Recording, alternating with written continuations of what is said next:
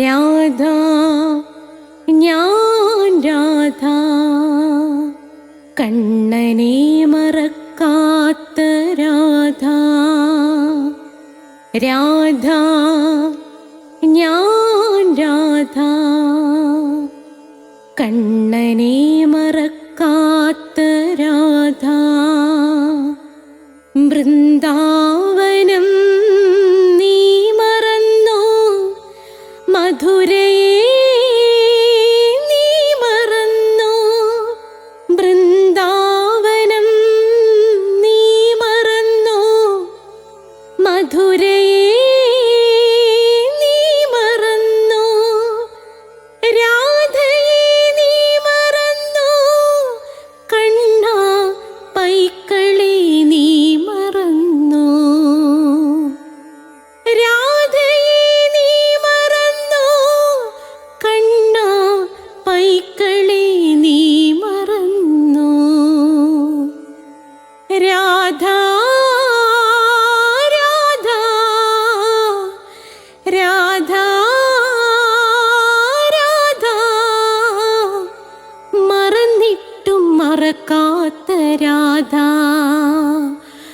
മറന്നിട്ടും മറക്കാത്ത രാധ. രാധേ രാധേ രാധേ രാധേ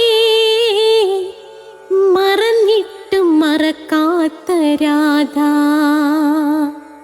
മറന്നിട്ടും മറക്കാത്ത രാധ.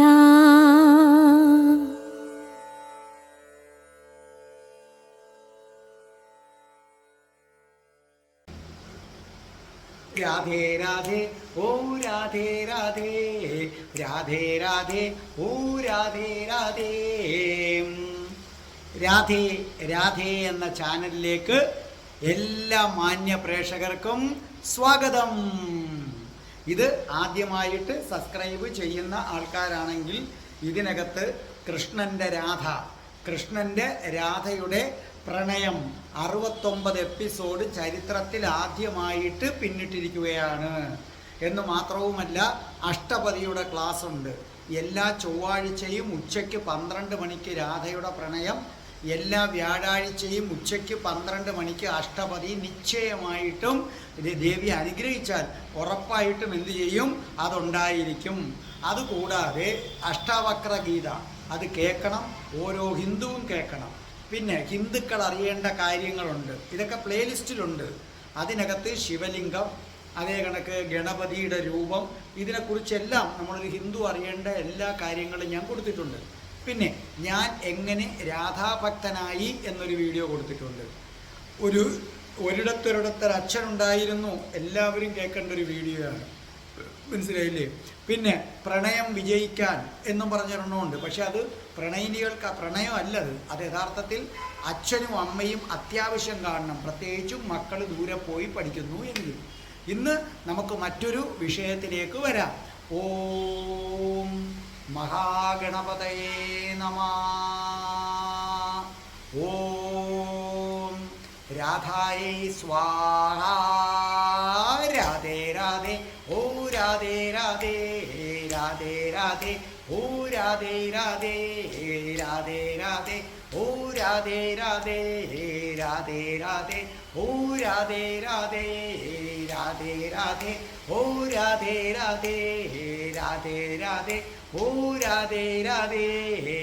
ബർസാനെ വാലി രാധാറാണി കി ജയ്. എൻ്റെ മാതാവ് രാധാറാണിക്ക് ജയ്. എനിക്ക് സർവ്വ ഐശ്വര്യങ്ങളും വാരിക്കോരിത്തരുന്ന എൻ്റെ പൊന്ന് രാധാറാണി അമ്മക്ക് ജയ്.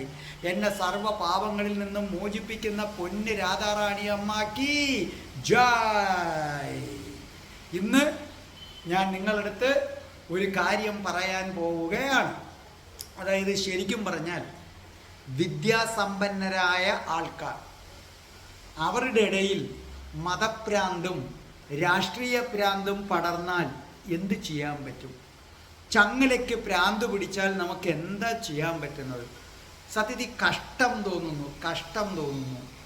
വിദ്യാസമ്പന്നരായ ആൾക്കാർക്ക് പോലും ഇത്രയും മതഭ്രാന്തും ഇത്രത്തോളം രാഷ്ട്രീയ ഭ്രാന്തും എങ്ങനെ വന്നുകൂടി എന്നുള്ളത് എന്നെ അത്ഭുതപ്പെടുത്തുന്നൊരു കാര്യമാണ്. സ്വാമി വിവേകാനന്ദൻ പറഞ്ഞതുപോലെ നമ്മൾ ഭ്രാന്താലയമായി മാറുകയാണോ? ഒരു മതത്തിൽപ്പെട്ട ഒരാളുടെ ദൈവത്തിൻ്റെ കാര്യം അല്ലെങ്കിൽ ഒരു വീഡിയോ, അത് ആ വീഡിയോയുടെ ഹെഡിങ് കാണുന്നത് പോലും വയ്യ. അസഹിഷ്ണുത, ഇത് എവിടെ ചെന്നാണ് അവസാനിക്കുന്നതെന്ന് എനിക്ക് മനസ്സിലാകുന്നില്ല. ഇതൊരു റെസിഡൻഷ്യൽ അസോസിയേഷനിൽ നിന്ന് നമുക്ക് തുടങ്ങാം. അതിനു മുമ്പ് ഞാൻ ആദ്യമേ പറയട്ടെ, എല്ലാ റെസിഡൻഷ്യൽ അസോസിയേഷനുകളും അങ്ങനെ അല്ല. എൻ്റെ അടുത്ത് ഒരു പയ്യൻ പഠിക്കാൻ വന്നിരുന്നു. അവനും യൂട്യൂബ് ഇടുന്നതാണ്. അപ്പോൾ അവൻ എന്നോട് ഇങ്ങോട്ട് ചോദിച്ചു, സാറിനെ ഇവിടുത്തെ റെസിഡൻഷ്യൽ അസോസിയേഷനൊക്കെ വിളിച്ച് ആദരിച്ചു. ഞാൻ അതിനെക്കുറിച്ച് ചിന്തിച്ചിട്ടില്ല. ഞാൻ പറഞ്ഞു, യൂട്യൂബിൽ വീഡിയോ ഇടുന്നതിന് ആദരിക്കുന്ന എന്തിന്? സാറേ എനിക്ക് കിട്ടി സാറേ.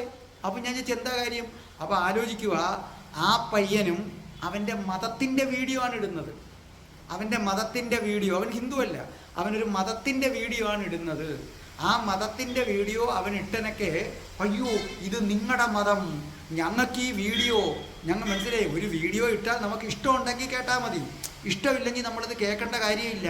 അപ്പോൾ ഒരു വീഡിയോ ഇടുമ്പോൾ അതിൻ്റെ തലക്കെട്ട് കാണുന്നത് പോലും ഞങ്ങൾക്ക് സഹിക്കുന്നില്ല എന്ന് പറഞ്ഞ് മാറുകയല്ല അവർ ചെയ്തത്. ഈ പയ്യൻ വീഡിയോ ഇട്ടപ്പോൾ അവിടുത്തെ മറ്റ് 2 മതക്കാരും കൈയടിച്ച് സ്വീകരിച്ചു. കൊള്ളാം, മിടുക്കൻ, നീ കുറേ പ്രശസ്തനാകട്ടെ, ഒന്നുമില്ലെങ്കിൽ ഞങ്ങൾക്ക് പറയാമല്ലോ, നീ ഞങ്ങളുടെ സ്ഥലക്കാരനാണെന്ന് പറയാമല്ലോ എന്ന് പറഞ്ഞ് അവന് ആ റെസിഡൻഷ്യൽ അസോസിയേഷൻ്റെ മീറ്റിംഗ് കൂടിയപ്പോൾ അവനൊരു സമ്മാനവും കൊടുത്തു. സത്യത്തിൽ ആ റെസിഡൻഷ്യൽ അസോസിയേഷൻ സംസ്കാര സമ്പന്നുള്ളവരാണ്. കാരണം ഇപ്പം നമ്മളൊരാളുടെ ഒരു വീഡിയോ ഇടുന്നു, ഇപ്പോൾ സപ്പോസ് ഒരു ജീസസിനെ കുറിച്ചൊരു വീഡിയോ ഇടുന്നു. ജീസസിനെ കുറിച്ചൊരു വീഡിയോ ഇടുമ്പോൾ എനിക്കിഷ്ടമുണ്ടെങ്കിൽ അത് കേട്ടാൽ മതി, ഇല്ലെങ്കിൽ എനിക്കത് കേൾക്കണ്ടല്ലോ. പക്ഷേ ജീസസിനെ കുറിച്ചുള്ള ആ വീഡിയോ ഇതിനകത്തിടരുതെന്ന് പറഞ്ഞാൽ അതിൻ്റെ അർത്ഥം എന്താണ്? എനിക്ക് ജീസസ് എന്ന പേര് കേൾക്കുന്നത് പോലും സഹിക്കാൻ വയ്യ എന്നല്ലേ അർത്ഥം. അങ്ങനെ ഒരു വീഡിയോയുടെ ഹെഡിങ് കണ്ടാൽ പോലും സഹിക്കാൻ വയ്യ. അങ്ങനെ ഒരാൾ പറഞ്ഞാൽ അവിടെ വെച്ച് മതേതരത്വം തകർന്നു പോകും എന്നല്ലേ അവിടെ ചിന്തിക്കുന്നത്. നിങ്ങൾ ആലോചിക്കുക, എന്താണ് മതേതരത്വം എന്ന് പറയുന്നത്? മതേതരത്വം എന്ന് പറയുന്നത് ഒരിക്കലും ഒരു മതത്തിൻ്റെ വീഡിയോ ഇട്ടാലോ അത് അപ്പോഴത്തേക്കും മതഭ്രംശം വന്നു എന്ന് പറയുന്നെങ്കിൽ നിങ്ങൾ വിഡ്ഢികളാണ്, വിഡ്ഢികളുടെ സ്വർഗത്തിലാണ്. എന്താണ് മതേതരത്വം? Worship your God, respect other God. നമ്മൾ ഓരോരുത്തരും നമ്മുടെ ദൈവത്തെ ബഹുമാനിക്കുക, മറ്റുള്ള ദൈവത്തെ നിങ്ങൾ ആദരിക്കുക. അതിന് വിളിക്കുന്ന പേരാണ് മതേതരത്വം എന്ന് പറയുന്നത്. ഇനി ഞാൻ യഥാർത്ഥ കാരണത്തിലേക്ക് വരാം. അതിനു മുമ്പ് ഒരു കാര്യവും കൂടെ നിങ്ങളുടെ അടുത്ത് പറയട്ടെ. എന്താണ് ഒരു റെസിഡൻഷ്യൽ അസോസിയേഷൻ കൊണ്ട് ചെയ്യേണ്ടത്? റെസിഡൻഷ്യൽ അസോസിയേഷന് അവിടുത്തെ കാര്യങ്ങൾ, അവിടുത്തെ ഇതിൻ്റെ വികസനം, മറ്റ് കാര്യങ്ങൾ നോക്കിയാൽ മതി.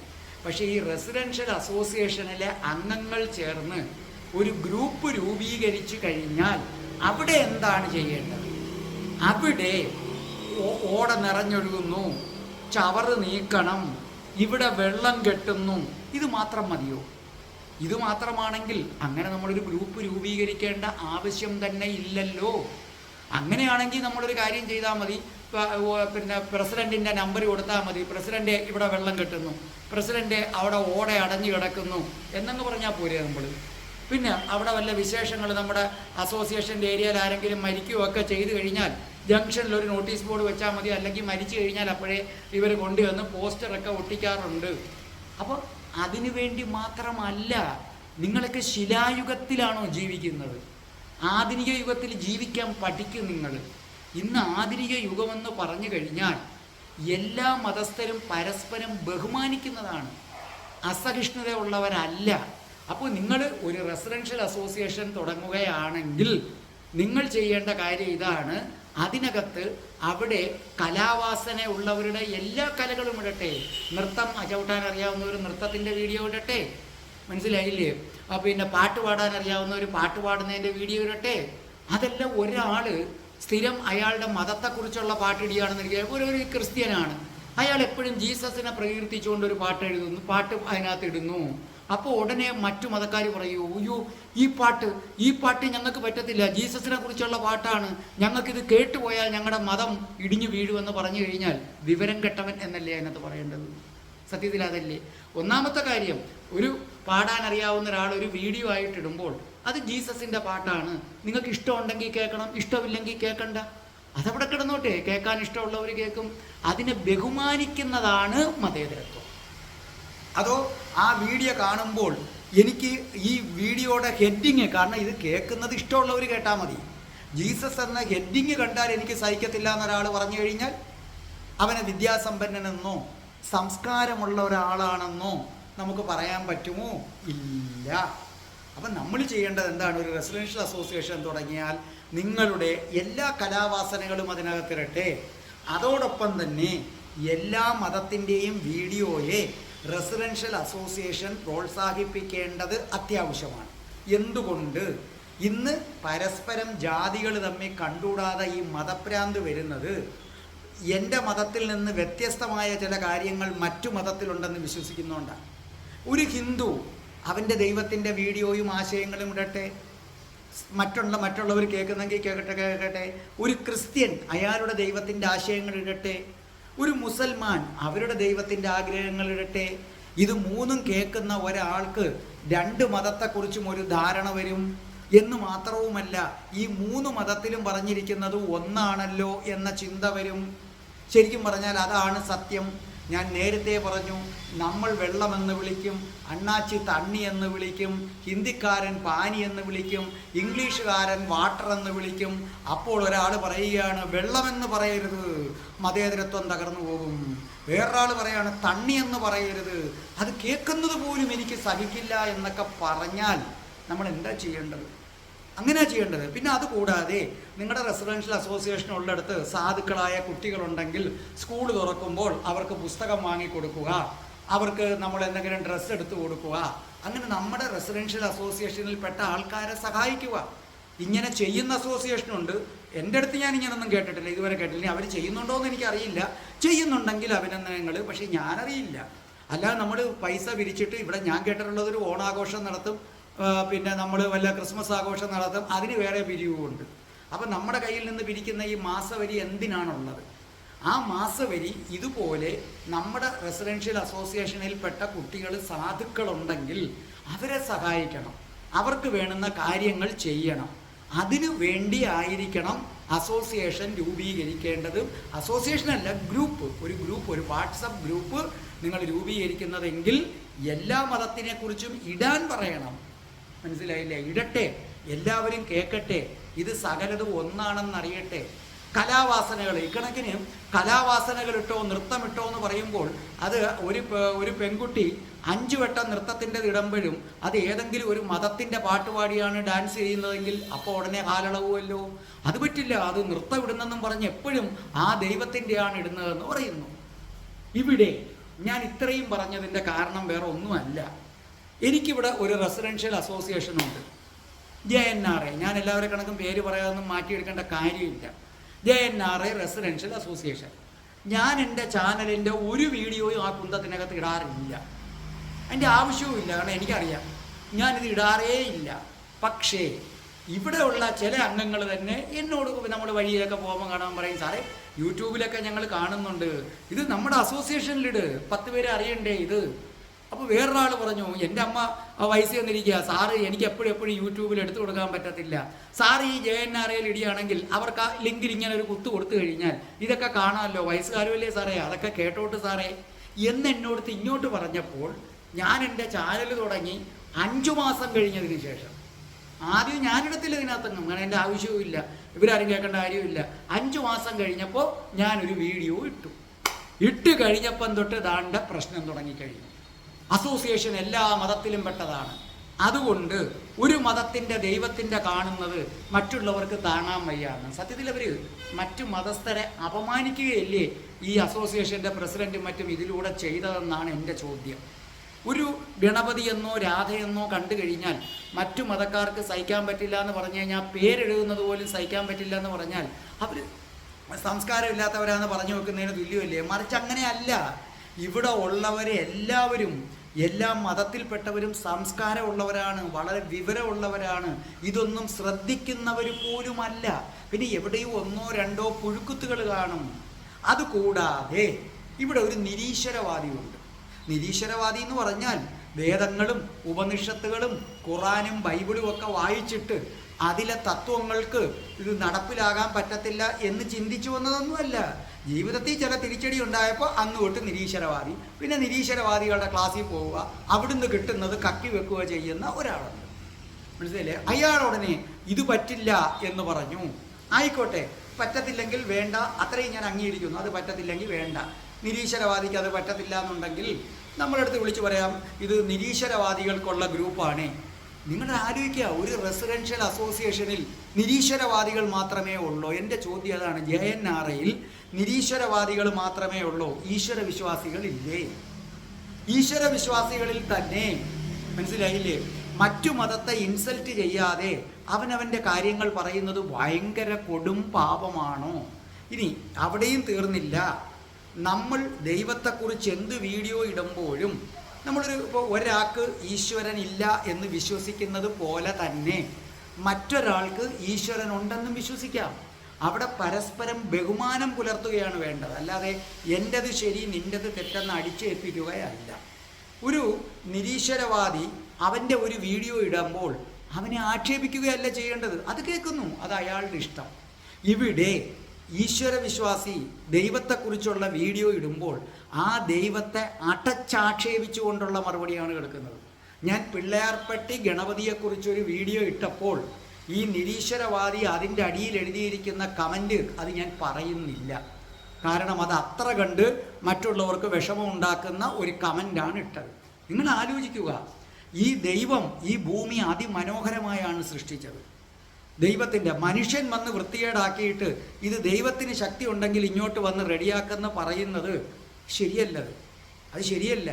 ഒരു റെസിഡൻഷ്യൽ അസോസിയേഷൻകാർ ചെയ്യേണ്ട ഒരു കാര്യം, അങ്ങനെ ഒരാൾ പോസ്റ്റ് ചെയ്യുമ്പോൾ ആദ്യം ആ നിരീശ്വരവാദിയെ വിളിച്ചിട്ട് പറയണം, നോക്ക്, നിങ്ങൾക്ക് ഇതിനോട് താല്പര്യമില്ല എന്നുണ്ടെങ്കിൽ നിങ്ങൾ പറയുക, ദൈവത്തെക്കുറിച്ചുള്ള വീഡിയോകൾ ഇതിനകത്തിടല്ലേ എന്ന് പറയുക.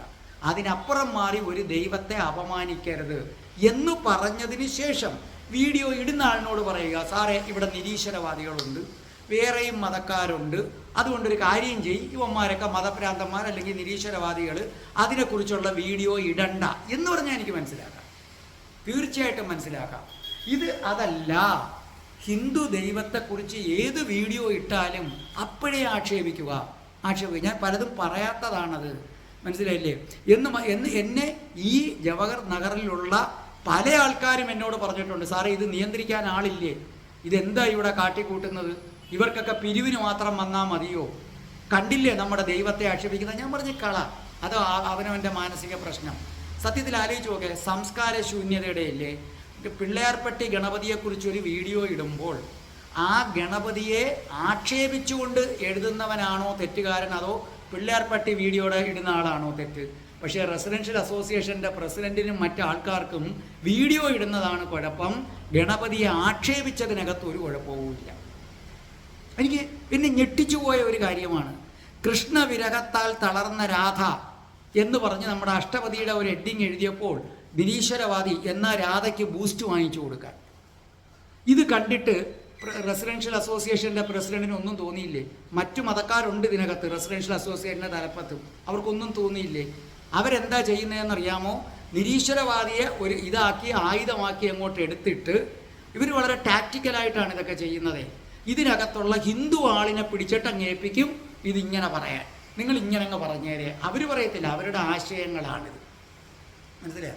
അപ്പോൾ സത്യത്തിൽ ഒരു അസോസിയേഷൻ ഇവിടെ ഒരു മതത്തിൻ്റെ ഇടണ്ട എന്ന് പറയുന്നെങ്കിൽ ഇടുന്നില്ല. സത്യത്തിൽ അതല്ല ചെയ്യേണ്ടത്. 3 മതത്തിൻ്റെയും ഇട്ട് റെസിഡൻഷ്യൽ അസോസിയേഷനിലെ അംഗങ്ങളെടുത്ത് എല്ലാ മതത്തിലും ഒന്നാണ് പറയേണ്ടതെന്ന് പറഞ്ഞ് ആ തലമുറയെ സംസ്കാര ചിത്തരാക്കുകയാണ് ചെയ്യേണ്ടത്. അല്ലാതെ മതത്തിൽ നിന്ന് ഒളിച്ചോടുകയല്ല. മതം നമ്മുടെ ജീവിതത്തിൻ്റെ ഒരു ഭാഗമാണ്, അതിനെ നമ്മൾ അംഗീകരിക്കുക. ഒരു ഗ്രൂപ്പിനകത്ത് മതത്തെ ഇൻസൾട്ട് ചെയ്തുകൊണ്ടുള്ള വീഡിയോ ഇടുമ്പോൾ നമുക്ക് പറയാം ഇവിടെ വേണ്ടാതീനം കാണിക്കരുത്, ഒരു മതത്തെയും നമ്മൾ അപമാനിക്കാൻ പാടില്ല. അല്ലാതെ ആർക്കും അവരവരുടെ ആശയങ്ങൾ പ്രകടിപ്പിക്കാം. ഇനി അതും പോട്ടെ, അസോസിയേഷനിൽ ഒരു വീഡിയോ ഇടണ്ട, മതത്തെക്കുറിച്ചുള്ളോ ദൈവത്തെക്കുറിച്ചോ ഒന്നും ഇടണ്ടാന്നിരിക്കട്ടെ, യാതൊരു കുഴപ്പമില്ല. പക്ഷെ ആദ്യം ആ റെസിഡൻഷ്യൽ അസോസിയേഷൻ്റെ പ്രസിഡന്റ് ചെയ്യേണ്ടത് എന്താന്ന് വെച്ചാൽ, ഈ നിരീശ്വരവാദി ദൈവത്തെ ആക്ഷേപിച്ചിട്ടപ്പോൾ പറയണം ഇത് തെറ്റ്, ഇത് മേലാൽ പാടില്ല. അപ്പോഴേ അഡ്മിൻ അത് ഡിലീറ്റ് ചെയ്യണം. ഞാനിതുവരെ കണ്ടില്ല ഡിലീറ്റ് ചെയ്ത്. ഹിന്ദു ദൈവങ്ങളെക്കുറിച്ച് എഴുതുമ്പോൾ ഹിന്ദു ദൈവത്തെക്കുറിച്ച് പച്ചയായി ആക്ഷേപിച്ചുകൊണ്ട് നിരീശ്വരവാദി കമൻ്റ് ഇട്ടനൊക്കെ ആ കമൻറ്റിനകത്ത് ഒരു നടപടിയും അഡ്മിൻ എടുത്തില്ല. അപ്പോഴേ ഡിലീറ്റ് ചെയ്യണം. ഡിലീറ്റ് ചെയ്തിട്ട് പിന്നെ നമുക്ക് പറയാം, നോക്കൂ ഇവിടെ ഇങ്ങനെയൊക്കെ ഉണ്ട്, അപ്പോൾ ഒരു കാര്യം ചെയ്താൽ മതി, ഭക്തി വീഡിയോ ഒന്നും ഇതിനകത്ത് ഇടരുത് എന്ന് പറഞ്ഞാൽ അത് ന്യായം. രണ്ടുപേരെയും തുല്യമായി കാണുന്നു. ഇനി 1, 2, സുരേഷ് ഗോപി വിജയിക്കും, തെരഞ്ഞെടുപ്പിൽ വിജയിക്കുമെന്ന് മുൻകൂട്ടി പ്രവചിച്ചുകൊണ്ട് ഞാനൊരു വീഡിയോ ഇട്ടു. അത് എല്ലാ വട്ടവും പോലെ ഈ JNRA ഗ്രൂപ്പിലും പോസ്റ്റ് ചെയ്തു. അതോടുകൂടി സുരേഷ് ഗോപി എന്ന പേര് കണ്ടതോടുകൂടി രാഷ്ട്രീയം, ഇയാൾ BJP കാരനാണ്. സത്യത്തിൽ ആ വീഡിയോ കേട്ടിരുന്നെങ്കിൽ, അതാ ഞാൻ പറഞ്ഞത് ഹെഡിങ് കാണുമ്പം കലിയിളകുന്നു എന്ന് പറയുന്നതിൻ്റെ കാരണം അതാണ്. ആ വീഡിയോയിൽ ഞാൻ എടുത്തു പറയുന്നുണ്ട്, ഞാൻ BJP അല്ല, ഒന്നുമല്ല, ജ്യോതിഷ പ്രവചനം. സുരേഷ് ഗോപി മുഖ്യമന്ത്രിയാകാൻ സാധ്യതയുണ്ടെന്നൊക്കെ പറയുന്നിടത്ത് ഞാൻ ജ്യോതിഷത്തിലെ ഇന്ന നിയമങ്ങൾ വെച്ചിട്ടാണ് പറയുന്നതെന്നാണ് പറയുന്നത്. പക്ഷേ ഇതൊന്നുമില്ലാതെ സുരേഷ് ഗോപി ജയിക്കും എന്ന് പറഞ്ഞതോടുകൂടി രാഷ്ട്രീയം എടുത്തിട്ട് കഴിഞ്ഞു എന്ന് പറയുന്നു. ഇതെന്ത് കഷ്ടമാണ്. നാളെ ഞാൻ പിണറായി സാറിനെ കുറിച്ചൊരു നല്ല അഭിപ്രായം പറഞ്ഞാൽ ഉടനെ കോൺഗ്രസ്സുകാരും BJPക്കാരും കൂടെ ഇത് രാഷ്ട്രീയമെന്ന് പറഞ്ഞു കഴിഞ്ഞാൽ കഷ്ടമാണ്. നമ്മൾ ഈ ലോകത്ത് ജീവിക്കുമ്പോൾ ഒരു രാഷ്ട്രീയ പാർട്ടിയിൽപ്പെട്ട ഒരു നേതാവിൻ്റെ പേര് പോലും പറഞ്ഞുകൂടാന്ന് പറഞ്ഞാൽ, ഒരാൾക്ക് പിണറായി സാർ എന്ന് പറഞ്ഞുകൂടാ, വേറൊരാൾക്ക് VD സതീശൻ എന്ന് പറഞ്ഞുകൂടാ, അല്ലെങ്കിൽ സുരേഷ് ഗോപി എന്ന് പറഞ്ഞുകൂടാ. എന്തിനാണ് ഈ സുരേഷ് ഗോപി എന്ന പേര് വെക്കുമ്പോൾ ഹാലളകുന്നത്? അതോടുകൂടി നമ്മളെ അങ്ങ് BJPക്കാരനും ആക്കുകയാണ്. അല്ലേ, കാലം പറയണക്ക് നിങ്ങൾ എന്നെ കമ്മ്യൂണിസ്റ്റുകാരനാക്കി എന്ന് പറയുന്നത് പോലെ അവസാനം നിങ്ങൾ എന്നെ BJPക്കാരനാക്കി എന്നൊരു നാടകവും കൂടെ ഇറക്കേണ്ടി വരുമെന്നാണ് എനിക്ക് തോന്നുന്നത്. അപ്പം സുരേഷ് ഗോപി സാറിൻ്റെ ഒരു വീഡിയോ ഇട്ടതോടുകൂടി ബാക്കി രാഷ്ട്രീയക്കാർക്ക് സഹിച്ചില്ലെന്നാണ് ഇവർ പറയുന്നത്. ഈ പ്രസിഡന്റ് ഒക്കെ പറയുന്നതിൽ എന്തുമാത്രം സത്യമുണ്ടെന്ന് എനിക്കറിയില്ല. കാരണം ഇവിടെ ഉള്ളവർ, ഈ റെസിഡൻഷ്യൽ അസോസിയേഷനിലുള്ളവർ വിവരമുള്ളവരും സംസ്കാര സമ്പന്നരുമാണ്. അതിനകത്ത് എല്ലാവരും ഒന്നും പറയത്തില്ല. ഒരു നിരീശ്വരവാദി പിന്നെ 1 2 ആൾക്കാർ ആരെങ്കിലും എന്തെങ്കിലും പറഞ്ഞു കാണും. അതിൻ്റെ പേരിൽ ഇവരെല്ലാവരെയും ആക്ഷേപിക്കുന്നതിന് തുല്യമല്ലേ? അല്ലേ? അന്ന് ആലോചിച്ച് നോക്കെ. നമ്മളൊരു വീഡിയോ ഇടുന്നു, ജീസസിൻ്റെ ഒരു വീഡിയോ ഇടുന്നു, ഇഷ്ടമുള്ളവർ കേൾക്കുന്നു, പോന്നു.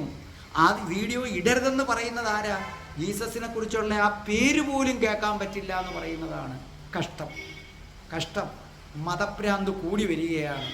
റെസിഡൻഷ്യൽ അസോസിയേഷൻ മതഭ്രാന്തിനെയും, മനസ്സിലായില്ലേ, അതേ കണക്ക് രാഷ്ട്രീയ ഭ്രാന്തിനെയും പ്രോത്സാഹിപ്പിക്കരുത്.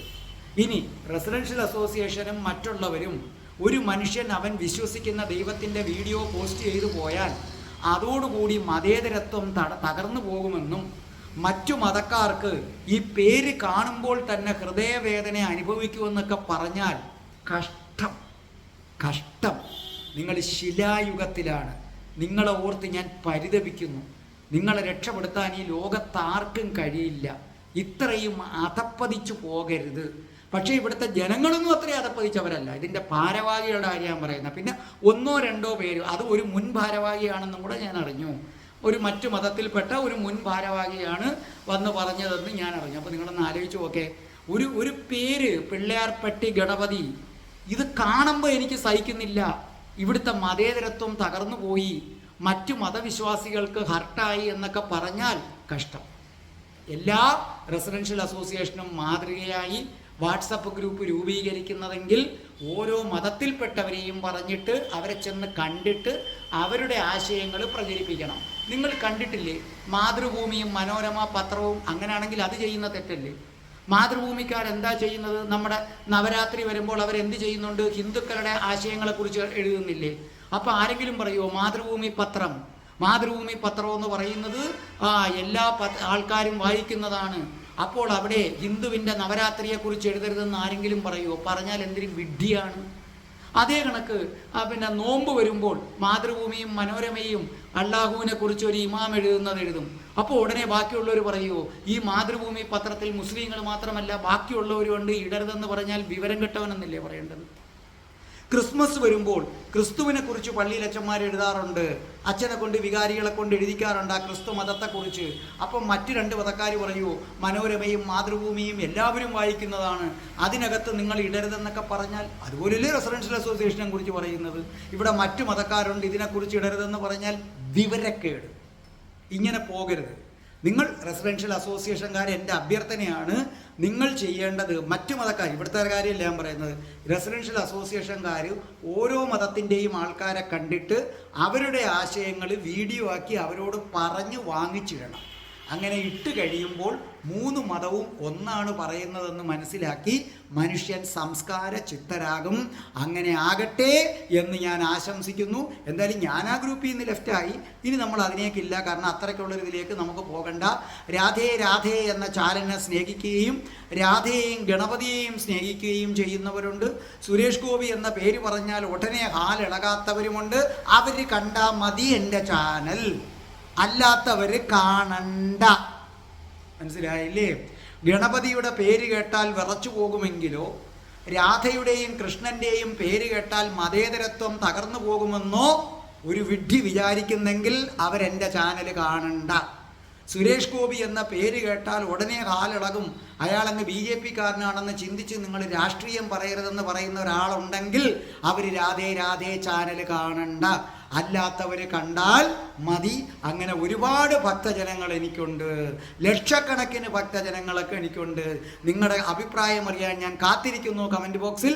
രാധേ രാധേ ഓ രാധേ രാധേ രാധേ രാധേ ഓ രാധേ രാധേ രാധേ രാധേ ഓ രാധേ രാധേ രാധേ രാധേ ഓ രാധേ രാധേ രാധേ രാധേ ഓ രാധേ രാധേ രാധേ രാധേ ഓ രാധേ രാധേ.